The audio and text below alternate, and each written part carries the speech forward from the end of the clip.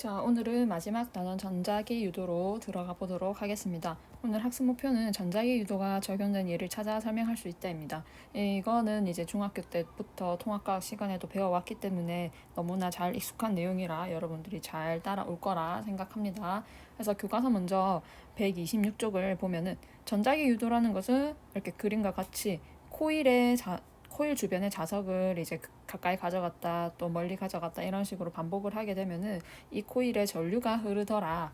이게 이때 만들어지는 전류를 우리는 유도 전류라고 하고 이러한 현상을 전자기 유도라고 한다라는 것을 여러분들은 배워왔을 겁니다. 전자기 유도는 이렇게 전류가 만들어지는 현상이고 이때 흐르는 전류는 유도 전류다. 그래서 이때 방향이 중요한데 방향은 여러분들 다 찾을 줄 알죠? 이렇게 만약에 n이 가까이 온다 하면은 이 코일의 입장에서는 이 n이 가까이 와서 뭔가 변하는 게 싫다라고 했습니다. 그래서 여기를 밀어내야 되겠죠, n을. 그래서 위쪽을 n으로 만들고 아래쪽을 s로 만든다면은 오른손을 사용을 해야 되겠죠. 오른손으로 지금 온라인이라서 쌤 손이 안 보이겠지만 오른손을 엄지를 가까이 가져가고 이제 손바닥을 이렇게 펴서 감는다라고 생각하면 이렇게 감기죠. 이렇게 오른손 지금 펴서 해보세요. 오른손을 위로 갔을 때 손가락이 어떻게 감기는지를 보면은 내 몸 쪽을 향해서 감긴다라는 것을 알 수가 있습니다. 그래서 이때 전류는 이런 식으로 손가락이 감기는 방향으로 흐르게 된다. 이렇게 만들어지는 전류를 유도 전류라고 한다. 이거는 뭐 여러분들 너무나 잘 아는 내용일 겁니다. 그래서 계속 넘어가서 이렇게 유도 전류가 흐르는 현상을 우리는 패러데이의 전자기 유도 법칙이라고 하고 이때 이제 이거를 식으로 표현을 할 수 있는데 전류가 흐른다는 말은 그 전압이 생겼다라는 거거든요. 그래서 이 유도 기전력이라는 게 결국엔 전압입니다. 이 전압을 식으로 표현을 하자면은 이 코일이 좀 더 촘촘하게 많이 또 감겨 있다면은 그만큼 전류가 많이 흐르겠죠. 그 다음에 빠르게 움직이면은 자석을 빠르게 움직이면은 전류가 그만큼 또 많이 흐른다라는 걸 알고 있을 겁니다. 그래서 코일의 가문수가 나오고요. 이건 가문수, 총 가문수라고 생각을 하시면 됩니다.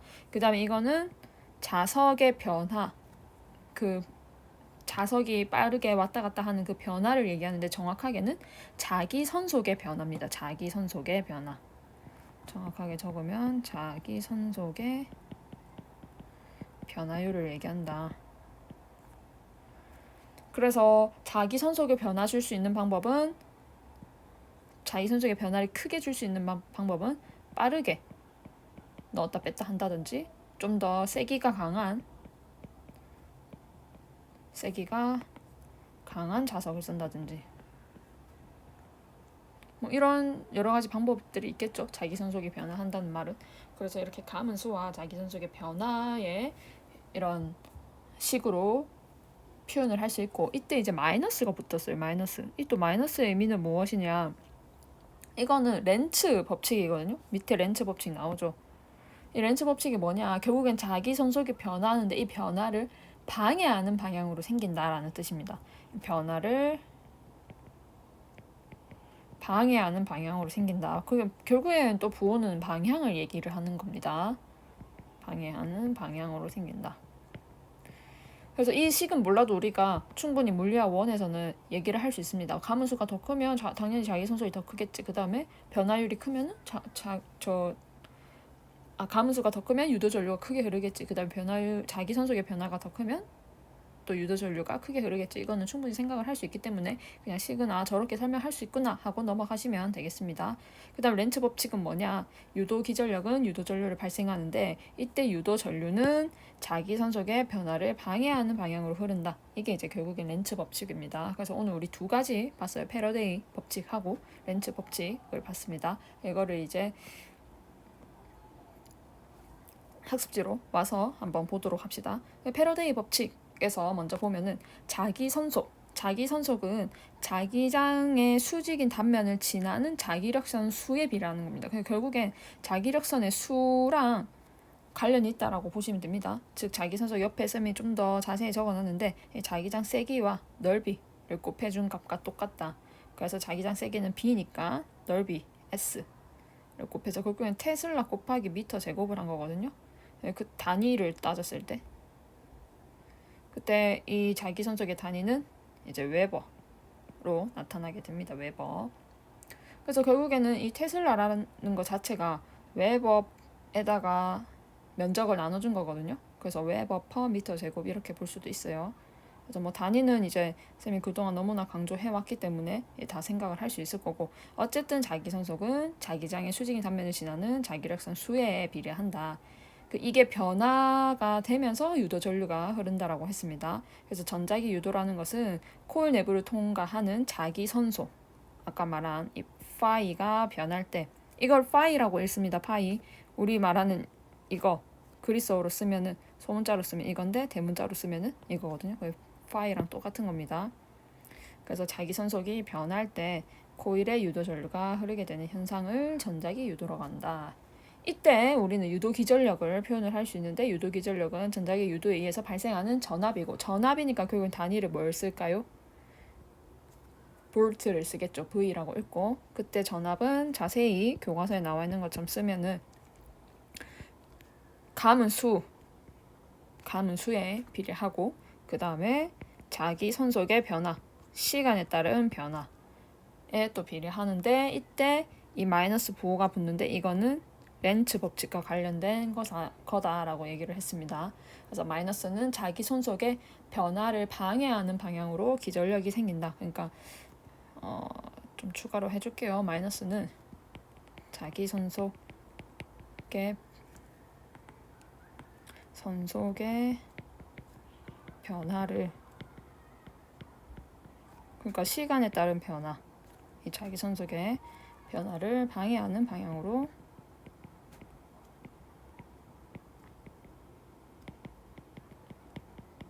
기전력 볼트가 생긴다는 말이다.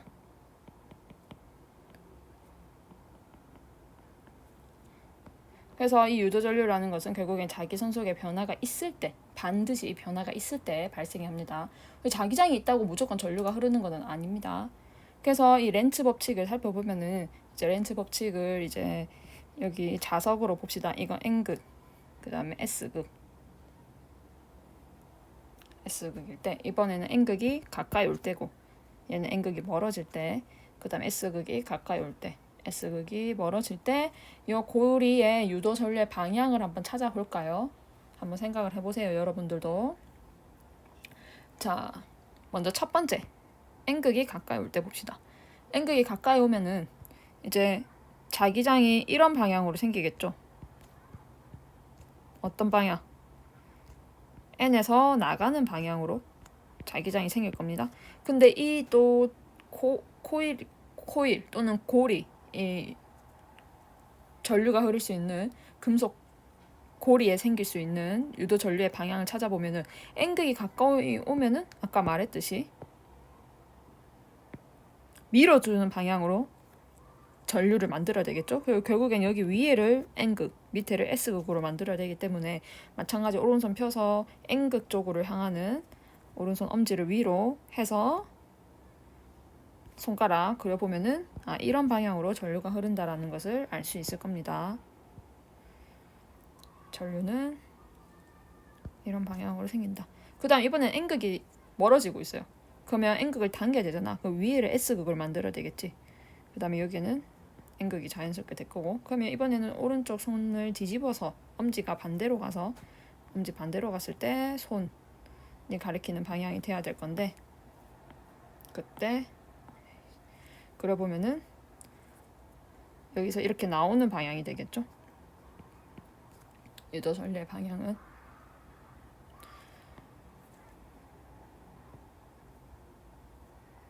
자, 이번에는 얘도 자기장 마찬가지로 그려볼게요. 이 색깔이 또 다르네.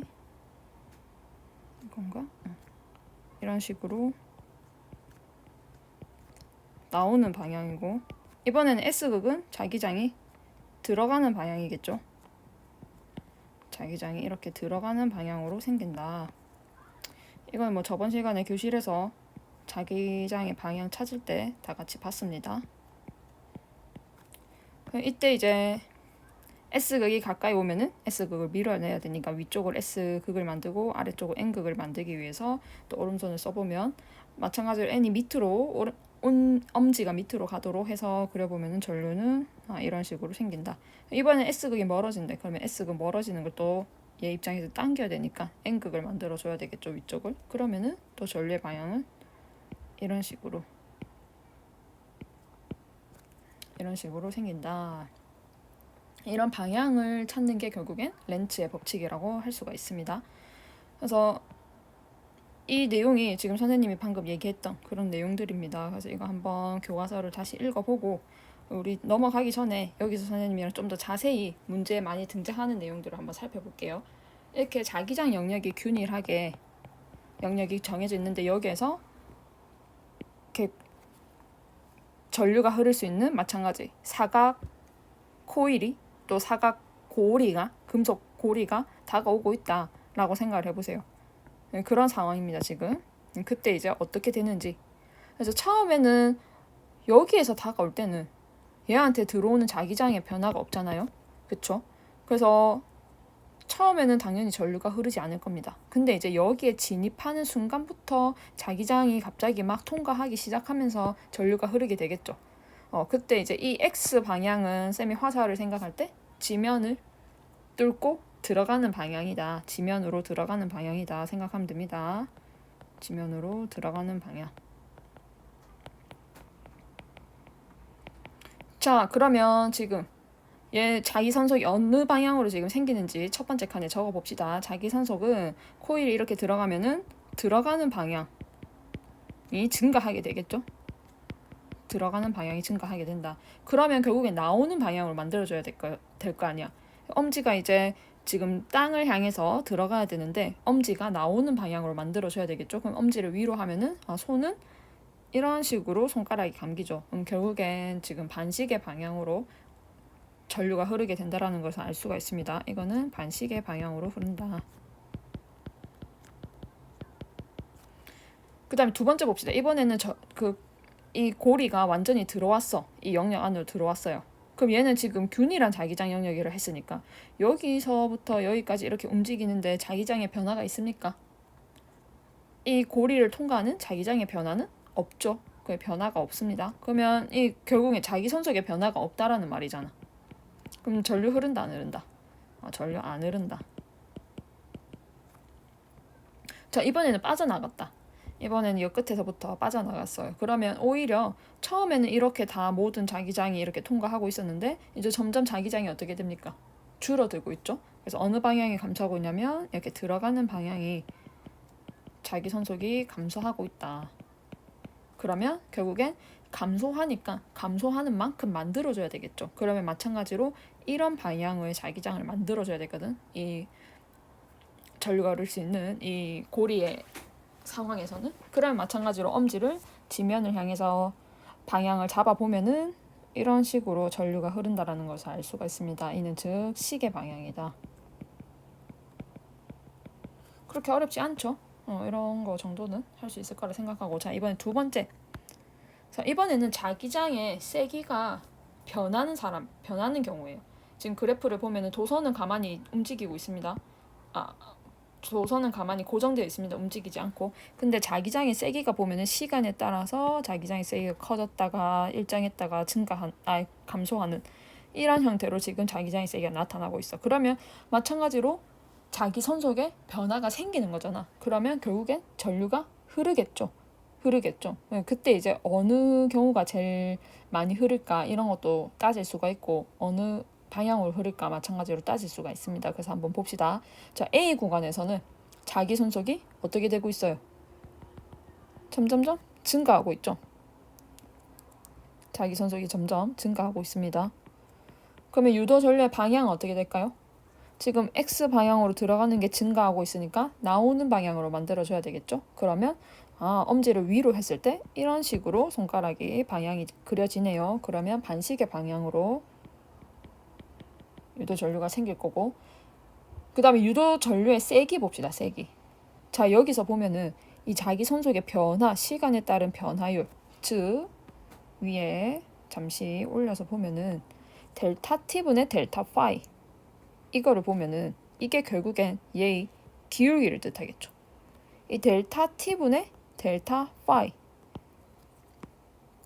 자기 손속의 변화율이 일정하죠. 시간이 지남에 따라서 이 유도 전류의 세기는 막 변하게 뭐 1A, 2A, 3A 이렇게 커지는 게 아니고 결국 한 번 전류가 딱 흐르기 시작하면은 유도 전류의 세기는 일정하게 될 겁니다.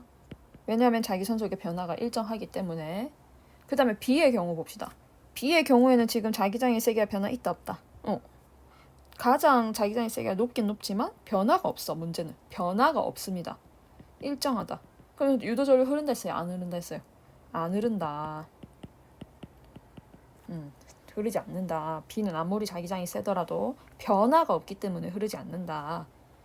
자, 이번에 봅시다. 그럼 유도 전류의 세기는 당연히 0, 흐르지 않으니까 0이 될 거고. 그 다음에 C 봅시다. C는 오히려 자기장의 세기가 감소하고 있어요. 이 들어가는 방향이 감소하고 있으니까 자기 입장에서는 들어가는 방향을 더 만들어줘야 되겠죠. 그러면 엄지를 지면을 향하는 방향으로 하면은 이번에는 자기장의 세기가 엄지가 이런 식으로 감싸게 된다는 것을 알 수가 있습니다. 그러니까 반시계 방향으로 전류가 흐르죠. 그래서 C의 경우에는 자기 손속이 감소하고 있고 유도 전류의 방향은 시계 방향으로 흐를 것이다. 그 다음에 얘도 마찬가지로 변화율, 자기 손속의 변화율은 일정하기 때문에 기울기가 일정하기 때문에 얘도 유도 전류의 세기는 일정하다. 근데 A의 유도 전류의 세기랑 C의 유도 전류의 세기를 비교할 수 있겠죠. 변화율이 더 크면은 유도 전류의 세기가 더 커지겠죠. 그럼 변화율이 더 큰 걸 보면은 누가 급격하게 변했어요? A랑 C를 봤을 때 C가 더 급격하게 변했죠. 그래서 IC의 전류가 더 크게 흐르겠구나 라고 생각도 할 수가 있을 겁니다. 그래서 뭐 이건 통합과학 시간부터 많이 본 내용이기 때문에 쉽게 다가오는 사람도 있을 거고 통합과학 시간에 열심히 아는 친구들은 어려울 수도 있을 것 같아요. 그 어려운 친구들은 교과서 좀 더 읽어보고 중요한 내용입니다. 이거는 계속 나올 겁니다. 그래서 잘 한번 챙겨서 공부를 해보시기 바랍니다. 그래서 전자기 유도의 이용을 마저 보고 정리를 하도록 합시다. 전자기 유도라는 것은 결국엔 뭘 만들어냈어요? 우리 지금? 유도 전류를 만들어냈죠. 결국엔 뭔가를 움직여가지고 전류를 만들어낸 거거든요. 그래서 가장 기본적으로 여러분들이 먼저 떠올릴 것은 발전기입니다. 발전기. 막 뭔가를 움직여서 전류를 흐르게 했다. 바람을 통해서 그 큰 풍차를 돌려서 움직여서 전류를 만들어냈다. 물의 낙차를 이용해서 그 안에 들어있는 터빈을 돌려서 전류를 만들어냈다.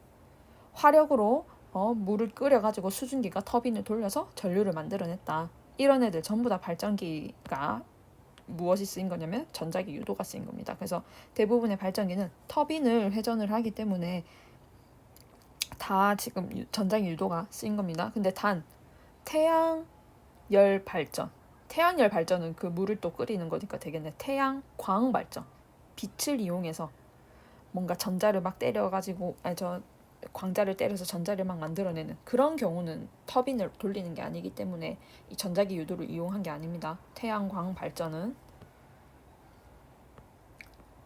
자, 그 다음에 자이로 드롭도 마찬가지로 여러분들이 막 떨어질 때 얘가 자석이 들어가 있겠죠. 자이로 드롭도 이게 막 떨어졌는데 브레이크가 안 잡히면은 큰일 나잖아.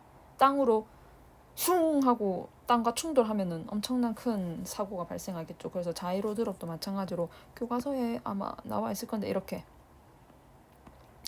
지면 근처에서 갑자기 멈추는 이 놀이기구 자이로 드롭 같은 경우에는 놀이기구를 멈추게 하기 위해서 전자기 유도가 마찬가지로 이용이 된다. 그래서 탑승 의자 뒤쪽에 자석이 붙어 있고 이 금속 판들이 설치가 되어 있어가지고 자기 손속이 이제 갑자기 자석들이 막 나타나기 시작하면 전류가 흐르면서 브레이크가 작동이 된다. 그래서 자이로 드롭은 이렇게 과학적으로 안전한 놀이기구입니다. 그래도 선생님은 자이로 드롭은 좀 무서운 것 같아. 그 다음에 선생님 저번 시간에 스피커 얘기했을 거예요. 스피커는 전류가 만들어낸 자기장을 이용을 하는 거예요. 전류가 만들어낸 자기장, 전류 주변에 자기장 생기는 거 알죠? 근데 마이크는 전자기 유도를 이용한 겁니다. 그러니까 자기장이 움직여서 만들어진 전류. 다르죠? 자, 한번 이거 정리해 볼게요. 시간 오늘 좀 있을 거니까. 스피커는 잘 생각하세요. 스피커는 컴퓨터에 꽂아서 쓰잖아. 컴퓨터나 휴대폰에 꽂아서 쓰잖아. 그럼 거기서 결국엔 전류 에너지가 나오는 거잖아. 그 전류 에너지를 우리 귀에 들을 수 있는 음파로 만들어낸 거예요. 그래서 얘 같은 경우에는 전류를 생기면 주변에 자기장을 만들어내서 이 자석과 자기장이 결국엔 역학적으로 자석이 운동하게 되면서 이거를 소리를 뚱뚱뚱 치면서 공기를 진동시키는 거거든.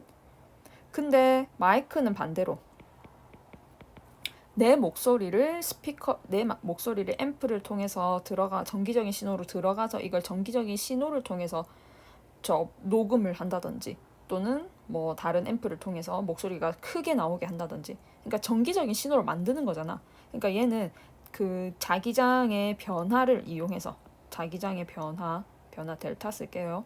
자기장의 변화를 이용해서 전류를 만들어내는 거예요. 그러니까 두 개 엄밀히 말하면 다릅니다. 이걸로 막 문제에 페이크를 줄 수도 있습니다. 스피커는 전류를 자기장으로, 마이크는 자기장의 변화를 이용해서 전류를 만들어내는 것이다. 그래서 마이크랑 스피커 생긴 거 완전히 똑같이 생겼어. 봐봐, 코일 있고 진동판 있고 자석 있죠. 스피커 저번에 한번 볼게요. 스피커도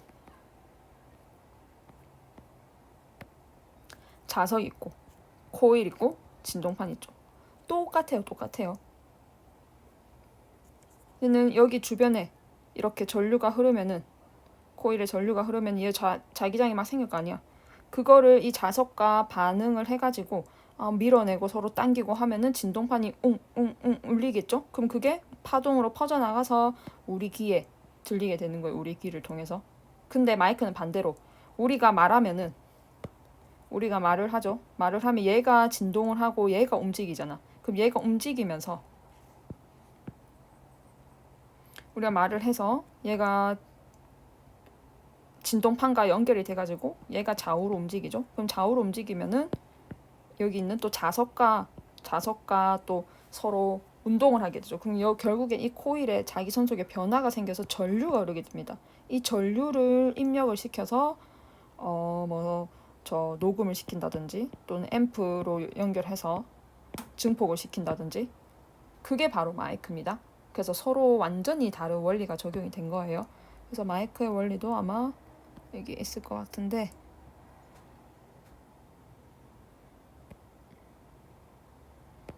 똑같죠. 진동판 있고 코일 있고 자석 있고 똑같아요. 구조는 스피커나 마이크나. 그렇게 이해를 하시면 되겠습니다.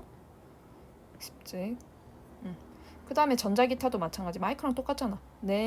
이런 물리적인 그런 변화를 이용해서 전기적인 신호로 집어넣는 거. 그게 전자기타. 그다음에 무선 충전도 똑같이 코일을 이용을 해가지고 전류를 만들어내는. 그 다음에 교통카드. 우리가 교통카드 가까이 가져가면은 전류가 띠 흐르면서 내 정보를 읽어서 얼마 남았습니다 이렇게 얘기를 하는 거고, 그 다음에 금속 탐지기도 마찬가지로 이렇게 코일이나 이런 애들, 자석이나 이런 애들 가까이 가져가면은 거기에서 금속이 있는 그런 물체들은 반응을 하면서 전류가 만들어지면서, 코일에 전류가 만들어지면서 전류가 흐르면 띠띠띠 금속이 여기 있습니다 이렇게 얘기하는 금속 탐지기. 그 다음에 발광바퀴, 도난 방지 장치, 전자패, 인덕션 이렇게 이용되는 게 굉장히 많습니다. 그래서 전자기 유도는 어쨌든 뭔가의 변화로 인해서 전류를 만들어내면은 전부 다 전자기 유도다라고 하시면 되겠습니다. 그러니까 전류를 정리하자면 전류를 만들어서 작동하는 경우는 전부 다 전자기 유도의 원리다라고 생각을 하시면 되겠습니다.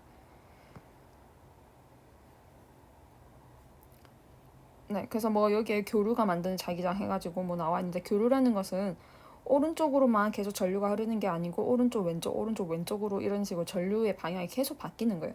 전류의 방향이 바뀌다 보니까 결국엔 그 주변의 자기장도 계속 바뀌게 되거든요. 그래서 자기장이 바뀌면서 뭔가 진동이 생기는 그런 얘기를, 교류에서는 그런 좀 특별한 자기장을 만들어낸다 이렇게 또 재밌어서 쌤이 그냥 써놨습니다.